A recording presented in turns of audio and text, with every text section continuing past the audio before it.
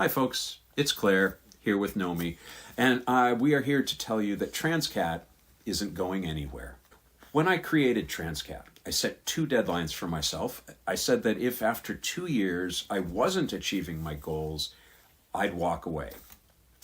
I think I've met this deadline. I'm proud of Transqat, both in the quality of the conversations and the fact that we've met the deadline for getting a show out on time 108 times in a row.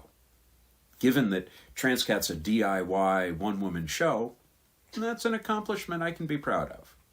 Plus, Transqat has allowed me to connect with a network of queer advocacy groups and individuals throughout Connecticut. The show matters to me intrinsically, but also in terms of what it can do to help my community. I call this success.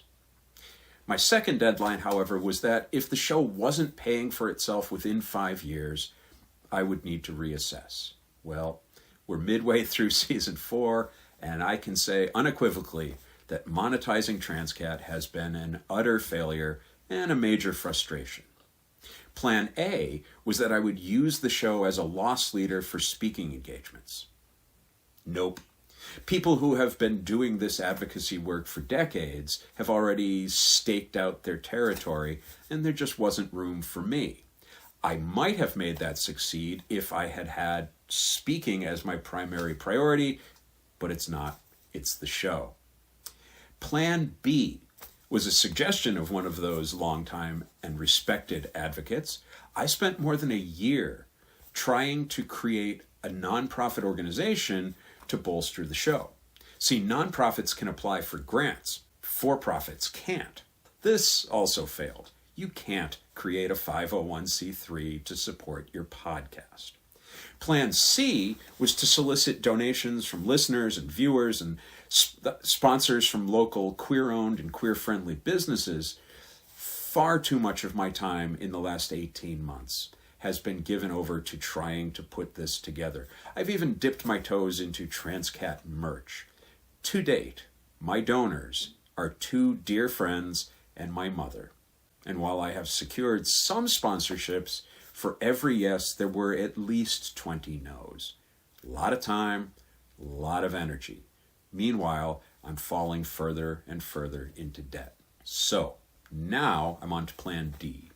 I've accepted a nearly full-time job, which will help me pay down some of the debt I've been incurring, but it will claim 4 or 5 days of the week. Which brings me full circle.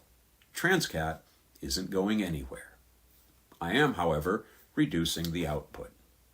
From now until the end of season 4, which will be in June, I'll be putting out just 2 episodes per month. Also, sadly, we will no longer be broadcast on WESU because they need weekly product to fill that time slot. I'll take the summer off to regroup, and Transqat will be back for season 5 in the fall. It's likely that season 5 will look like 1 episode per month. I don't do this lightly. I care about this show. I pour my time and effort, and apparently too much of my money, into it. I'm proud of what I've built here, and I want to keep it going. So, very simply, we're going to pivot. We're going to be the reed in the wind rather than being stubborn. Actual costs of producing this show don't change just by reducing its frequency. So if you were thinking of donating or sponsoring, please do that.